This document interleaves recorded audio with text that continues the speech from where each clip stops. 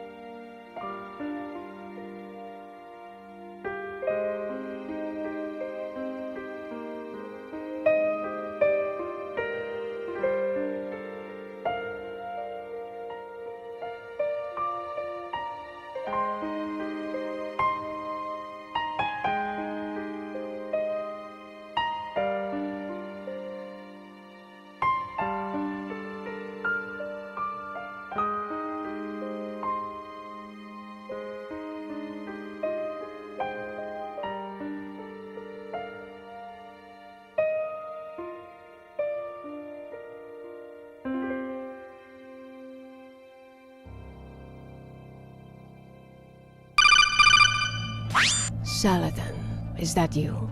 It's been a while since we spoke. Did you miss me? I was freed from the battlefield long ago, set free by a snake eating its own tail.